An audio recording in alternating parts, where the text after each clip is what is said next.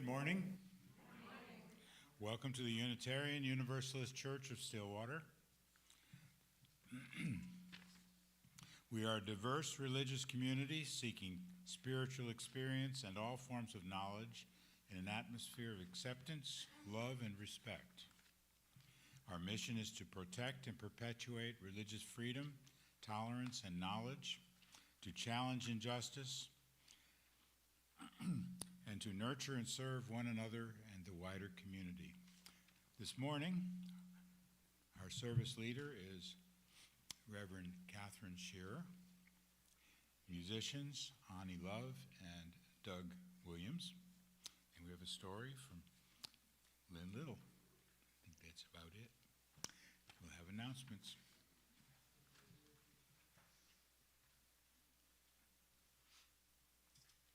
A big thank you to Tana Del Preti for refreshing our pulpit decor. It's very spring-like. I like that.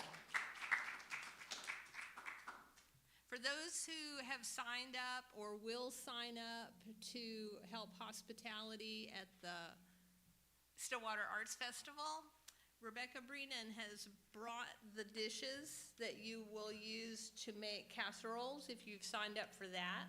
So pick these up. They're in the social room. Pick them up before you leave today. We'll drop those off at the Prairie Arts Center Thursday between noon and 7.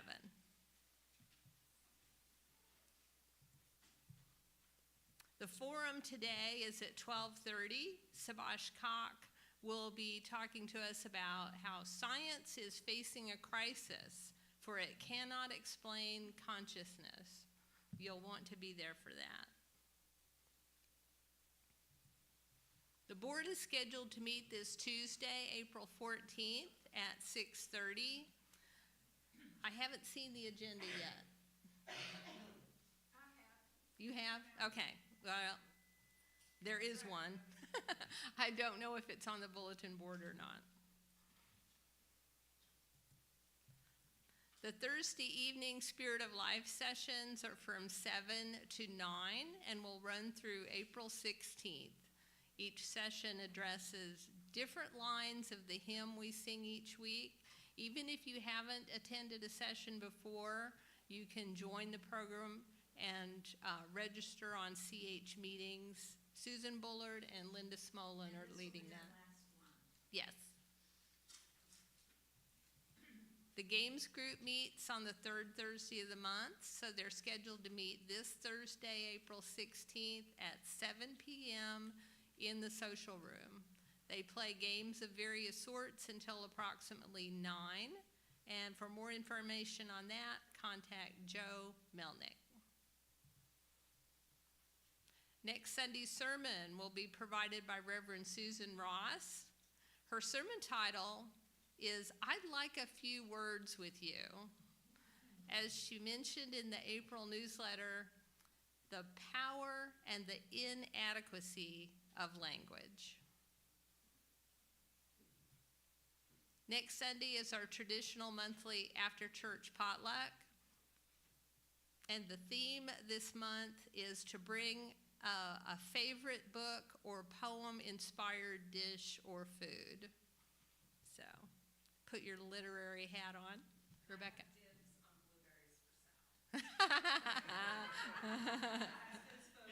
Oh, there you go. Yeah. Apparently dibs are being called, so.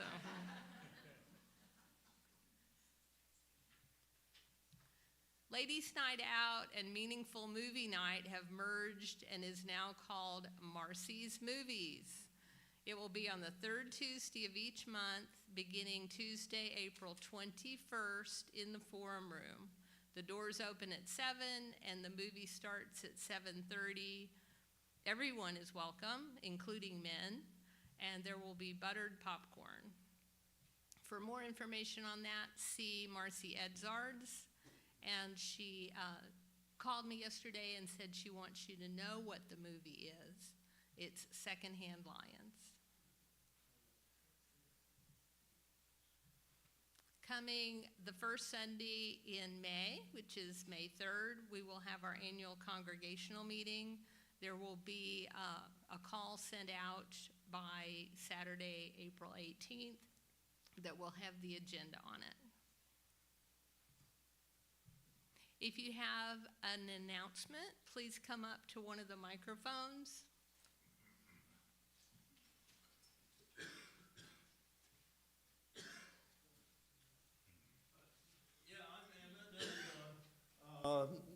The books, I think, are still open for nominations for positions that are coming vacant.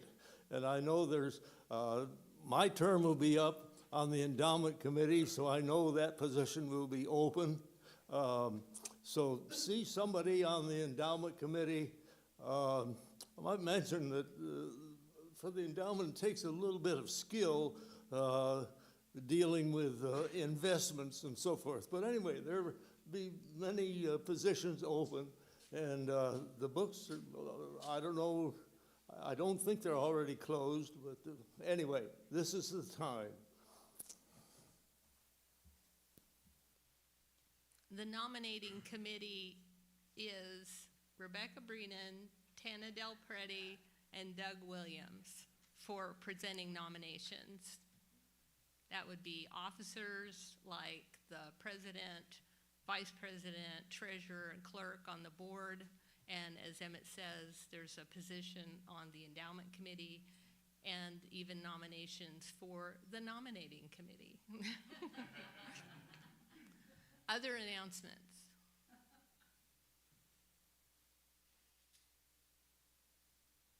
Okay, I think we're ready for our prelude.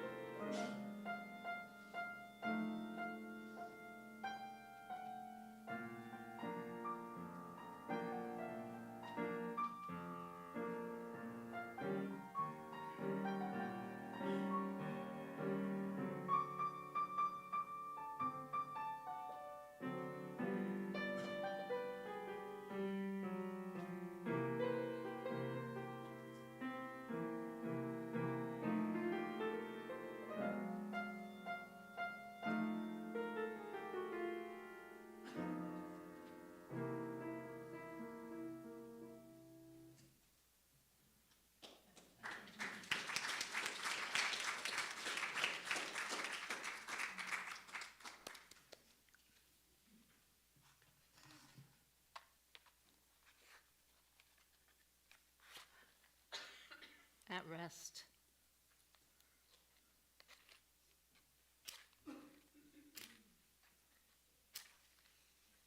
Refreshed.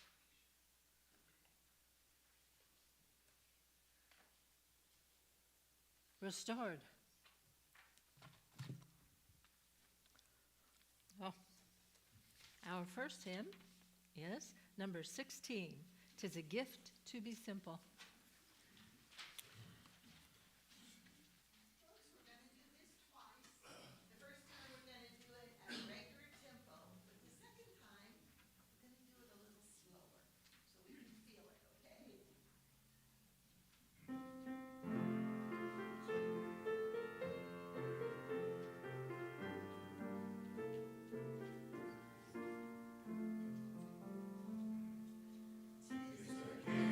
to be simple.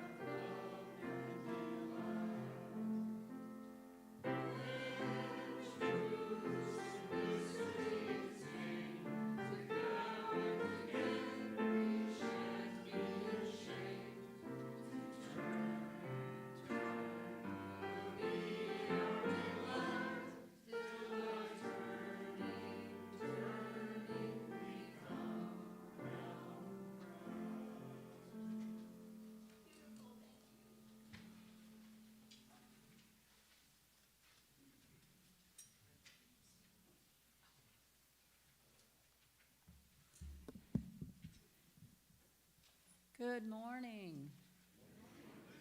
This is the story we're reading this morning. The first lesson, it's a tale from Brazil, and it comes out of our Multicultural Tales to Tell book. Author is Pleasant de Spain, illustrated by Joe Schlicka, and then this is published by August House. A mighty hunter named Gahan fell in love with a beautiful young woman named Mira. When he asked her to marry him, she said, "You are a good-looking man, Gahan, and a skilled warrior, but you lack wisdom. I cannot marry a man who isn't wise." "Then I shall learn wisdom," declared Gahan. The old chieftain of the neighboring tribe was called Tierno, and he was said to be wise. Gahan paddled his canoe down the river to learn from him. When he arrived, the village children showed him the dwelling place of Tierno. "I have come to learn wisdom," explained the warrior. "To get it, you must want it more than anything else in the world," said the chieftain. "Yes," said Gahan, "more than anything else, that is what I want." "Then I shall give you the first lesson. Come with me." Tierno led Gahan down the river and told him to kneel down in the shallow water. He did so, and the old man pushed Gahan's head underwater and held it there until the youth was half drowned. At last, Tierno let go of his stronghold, and Gahan came up sputtering and coughing. "Tell me what you were thinking of there with your head underwater," demanded the old man. "Air to breathe," cried Gahan. "Are you sure? Did you think instead of how brave you are or how skilled a hunter?" "No," said Gahan, "I thought only of air." This is the first lesson. When you want wisdom as much as you wanted air, you will become a wise man. Gahan returned to his village and met with Mira. "Did Tierno teach you how to be wise?" she asked. Gahan lowered his head and spoke softly. "No, my beautiful Mira. He taught me that air is more important than wisdom." "In that case," she said, "I will marry you." Gahan couldn't believe what he heard. "But it may take me many more years before I am wise. I'll be old and have weakness in my eyes and legs." "I know," said Mira with a smile, "but you have shown me that you now have two qualities that I value as much as wisdom, honesty and humility. So now you have taken the first step to finding wisdom, and I am satisfied."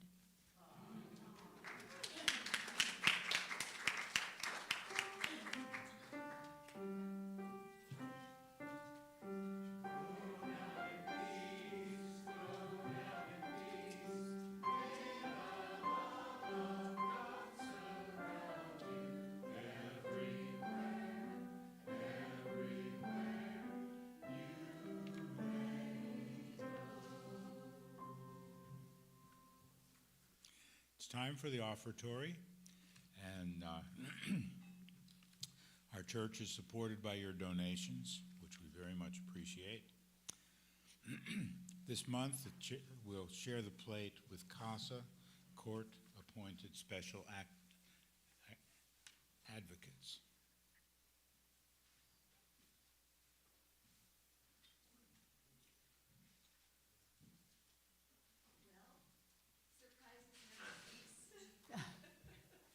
And Kathryn has agreed to sing this song in our hymnal, number 94, which I think goes along beautifully with our theme today.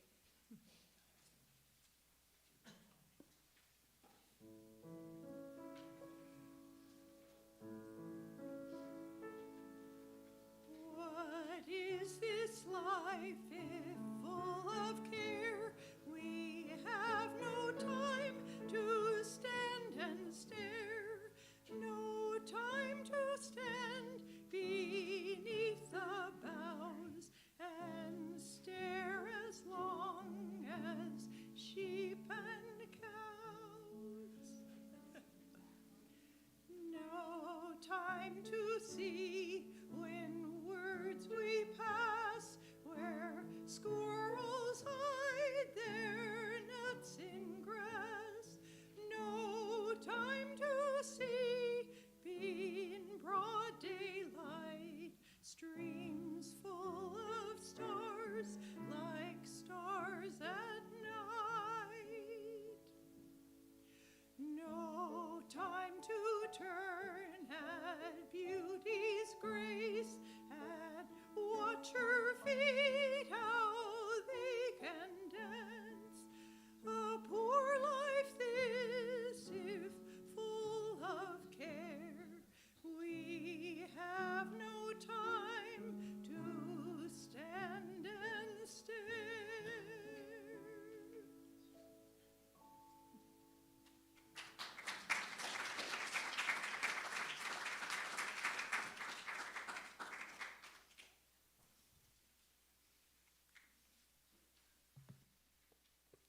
Thank you, ladies.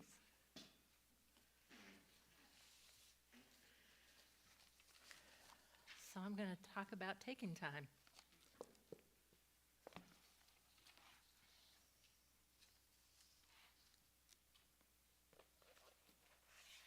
I'm going to start with a blessing by John O'Donohue. The title of it is For One Who is Exhausted. And I'm pretty sure that it's not one who is exhausted. I'm pretty sure that there are all sorts of ways in our own lives, in our communities, and in our country, and in the world, and even in the moon. I don't know what the moon thought about all that activity up there. And I'm pretty sure the astronauts that came from the moon are exhausted right now too. So for one who is exhausted, a blessing. When the rhythm of the heart becomes hectic, then time takes on the strain until it breaks. Then all the unattended stress falls in on the mind like an endless, increasing weight. The light in the mind becomes dim. Things you could take in your stride before now become laborsome events of will. Weariness invades your spirit. Gravity begins to fall inside you, dragging down every bone. The tide you never valued has gone out, and you are marooned on unsure shore. Something within you has closed down. And you cannot push yourself back to life. You have been forced to enter empty time. The desire that drove you has relinquished. There is nothing else to do now but rest and patiently learn to receive the self you have forsaken in the race of days. At first, your thinking may darken, and sadness take over like listless weather. The flow of unwept tears will frighten you. You have traveled too fast over false ground. The blessing continues, but that's where we're going to stop for now. I am exhausted, and I'm going to take a 6-month sabbatical.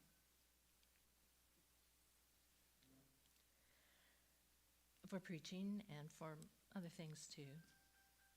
And so I was thinking about the very title of my sermon. What's the progression? What's the journey? What's the path? And I don't know if this is the path, but what I am imagining is the title, Rest, Refresh, and Restore, which includes recreation, a recreating.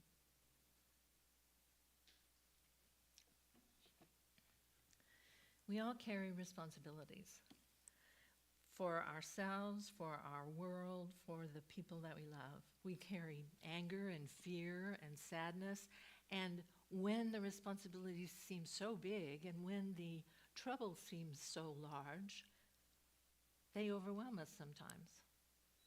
So sometimes in this time of life and in this time of Oklahoma and in this time of America, we carry anger and fear and sadness, and we carry expectations about who we are and what we should be doing, especially in relationship to our anger and fear and sadness and our responsibilities for ourselves and everybody else in the world, all the way to the moon.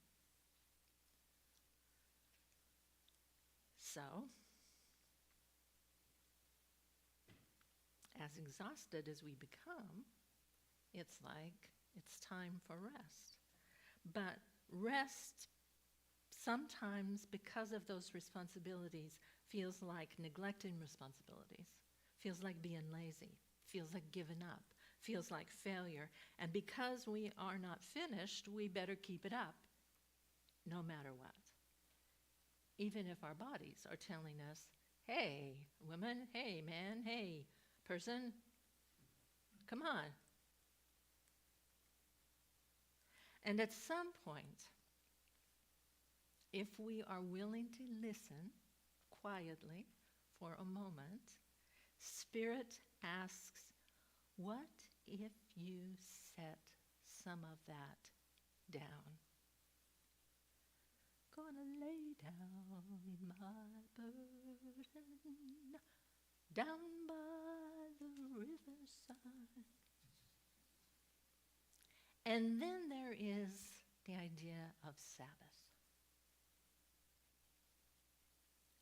Not an afterthought in creation, but a thought in the middle of all that is. It is a seventh of everything that was created on the seventh day. So everything in the whole universe, imagine how much that is, and a seventh of that is Sabbath.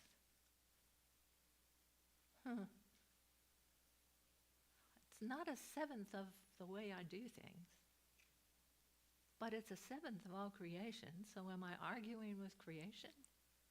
Perhaps. Not an afterthought. Coming every week, over and over. We work, we play, we rest, we get up and do it again. Or in Leviticus in the Old Testament, there's the idea of the Jubilee year, and other traditions have something like that too. Jubilee year is the year, it's supposed to be every 50 years. Now, this is going to be hard for us to think about in many ways right now, but it's proclaiming the canceling of debts. What would that be like if every debt against you is canceled and every debt that you have with somebody else, you canceled? Setting free of all slaves and returning property to the original owner if they lost it in a time of powerlessness. Every 50 years. Because the idea was you had it for 50 years, so you gained some profit from it. So then you would return it back to the person that had to sell it because they were powerless at that time. Even letting the land rest. Now it's a little different timetable here, but every field should rest for a year every 7 years. I had a friend who was a colleague in seminary who came from a farm in Kansas that his family had owned, 2 or 3 generations. And he had the rotation set down in his ancestry of which fields you rotated and how you rotated them. So this one rested for a whole year every 7 years.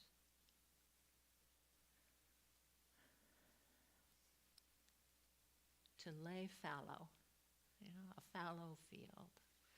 Except fallow sounds like you're dead, but if you let a field rest, you begin to see all sorts of stuff come up in that field. So instead of rest as neglect or laziness or quitting or failure, rest is a sacred part of living and continuing to be and continuing to be able to be. Not about quitting, not about giving up, but making room, making space, making conditions that are vital for a renewed and new life.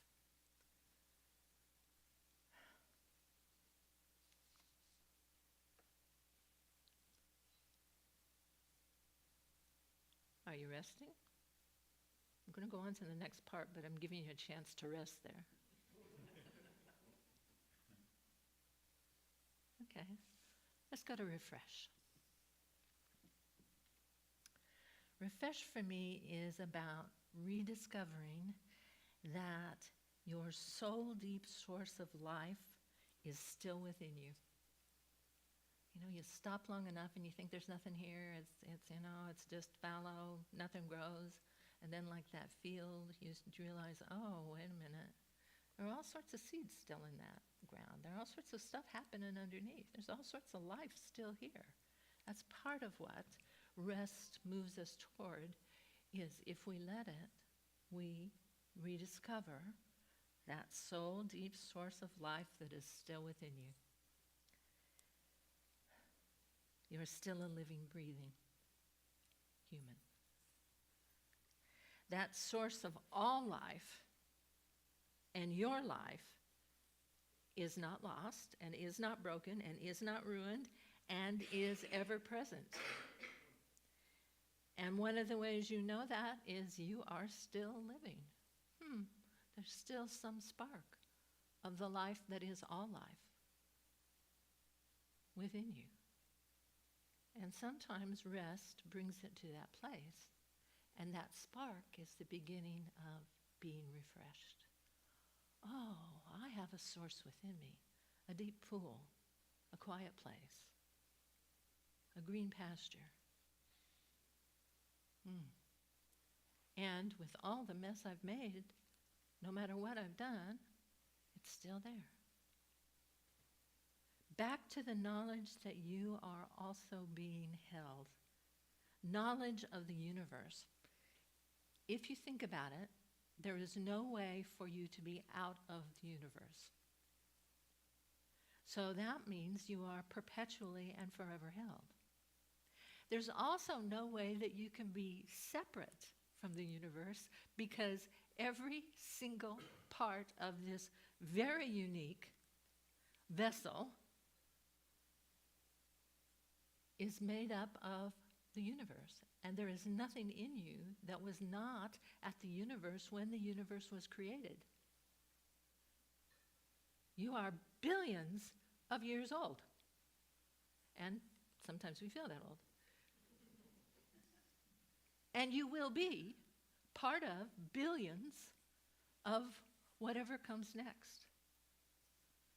Even if it looks like destruction, even if it looks like chaos.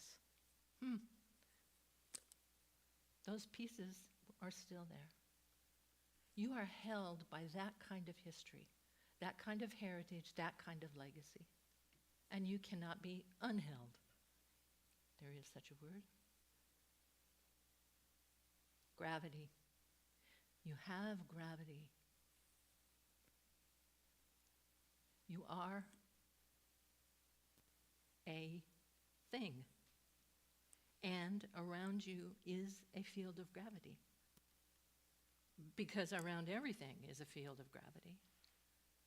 So you are drawn to, and people are drawn to you, always.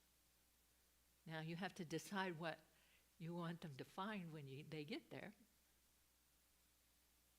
But gravity.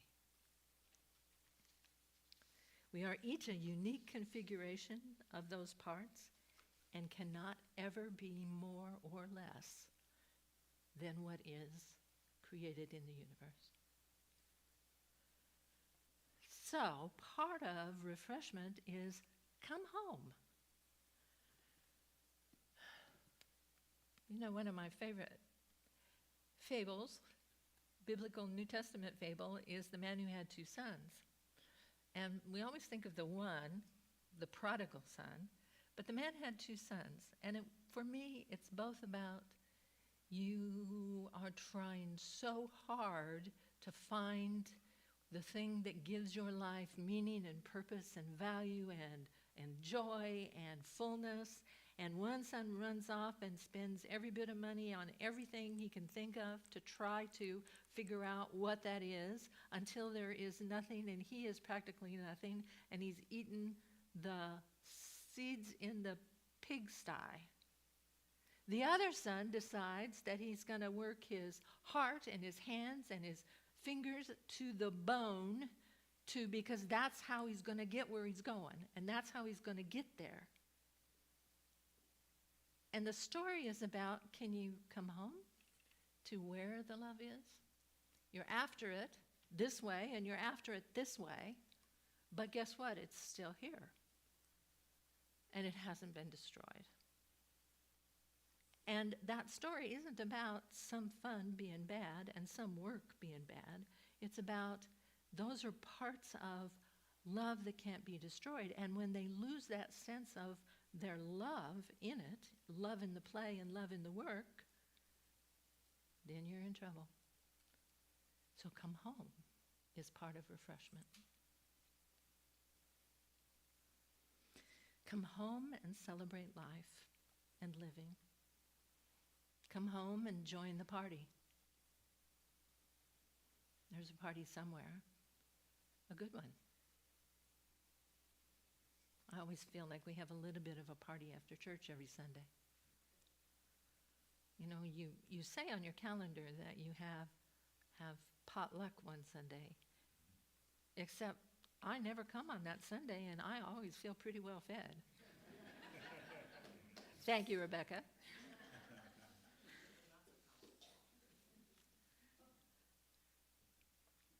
And of course, Rebecca had to say a lot of people helped her, because that's who she is. So come home to love of self and love of others and to creation itself. And how do you do that? Well, that's the second half of that poem. That's the second half of that blessing by John O'Donohue. So here it goes. Now, your soul has come back to take you back. Take refuge in your senses. There's one. Open up to all the small miracles that you rushed through. Become inclined to watch the way of rain. Did you do that this morning? The weather looks like you're going to have another chance today to do that. When it falls slow and free, imitate the habit of twilight. Taking time to open the well of color that fostered the brightness of day. Draw alongside the silence of stone until its calmness can claim you.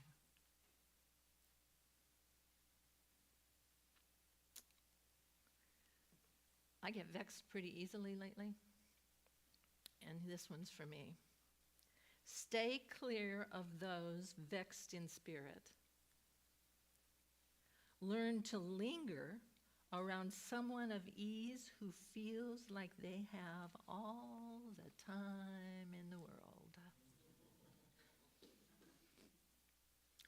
Gradually, you will return to yourself having learned a new respect for your heart and the joy that dwells far within slow time. So rest, refresh, and allow a deep mind, body, emotional, soulful, restorative time. So we're to restoration and recreation. O'Donohue's blessing from earlier has on that line, something within you has closed down and you cannot push yourself back to life. Push yourself back to life. But you can allow the life that is within you to begin to blossom again, just like the flame did. So you rest and you refresh, and then you allow restoration and recreation to happen. You know, in the first chapter of Genesis, the whole creation comes out of nothing. Here you've got something, you've got rest, you've got refreshment. Can you allow restoration and recreation? And sometimes it's as natural as a breath. I was staying with Tana last night, and when Tana was sending me off this morning, she was talking about how when she's waiting in the wings at the gown and gown to go in and do her part, she's taking a big breath, another one. And the thought is, why am I doing this? What was I thinking? Please don't ever make me do this again. And then somehow, with that breath and with all of the work that she's done with all of the other people in that play, they all walk out. And again, they recreate that play. It's not the same play you saw last night. It's a new one.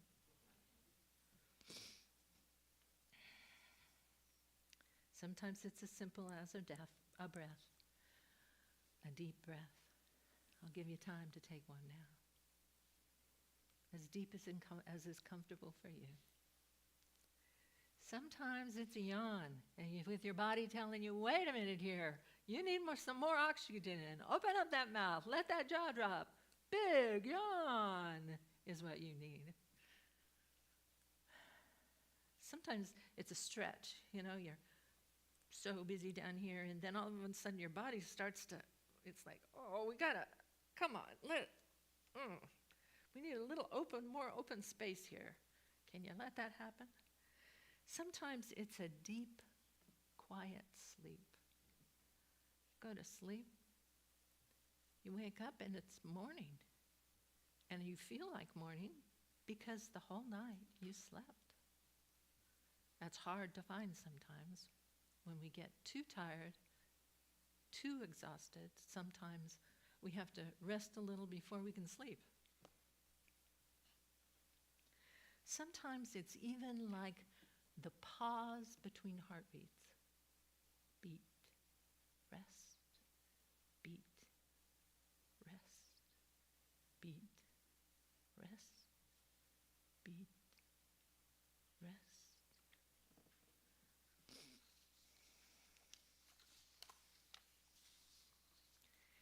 As Ecclesiastes and Pete Seeger would tell us, there is a time, to everything there is a season, and there is a time for every purpose under heaven. I don't know what your time is right now. Maybe you are just coming out of lots of rest and recreation, and your time is to move into a busy season. I don't know what is the thing that you need to lay down right now. I don't know what the thing is that you need to pick up right now. But I do know that with that kind of openness, it can be a time for every season in your life. Is there a season that is ending? Is there a season that is starting?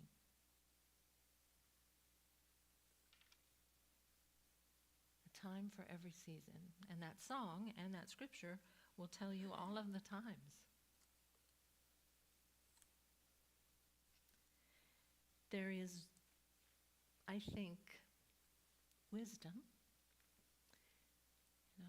We got a lesson on wisdom earlier today. Thank you, ma'am. And I think there is wisdom in learning, listening, seeing, inviting, accepting, allowing ourselves to move and then occupy and then move out of our present season into the next, whatever that is. And sometimes in this part of your life, you're moving into a season, and over here you're moving out, and over there you're saying, oh, this is fine. I'm right where I need to be here.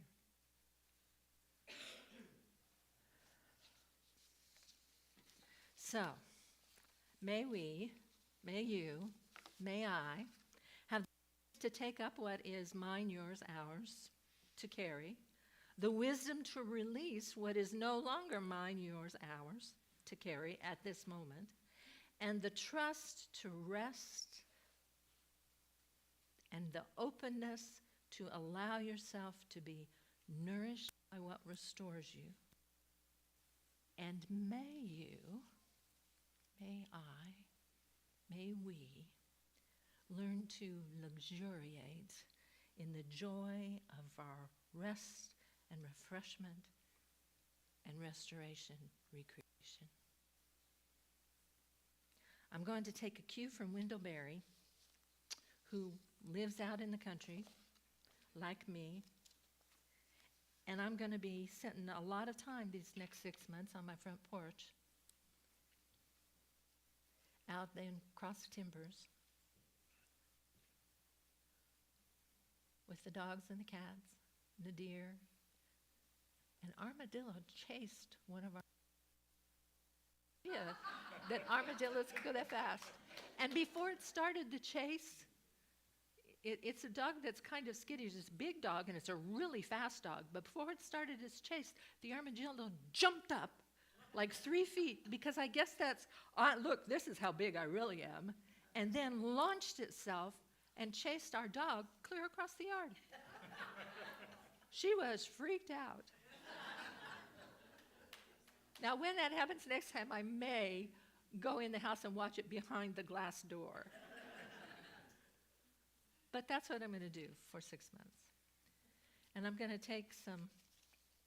end with some words from Wendell Berry, another country boy. And the poem is The Peace of Wild Things. This poem expresses the movement from fear and that kind of redundant thinking that we get sometimes, and vigilance to a kind of rest. When despair for the world grows in me, and I wake in the night at the least sound in fear of what my life and my children's lives may be, I go and lie down where the wood drake rests in his beauty on the water and the great heron feeds. I come into the peace of wild things who do not tax their lives with forethought of grief. I come into the presence of still water, and I feel above me the day-blind stars waiting with their light. For a time, I rest in the grace of the world and am free. Amen.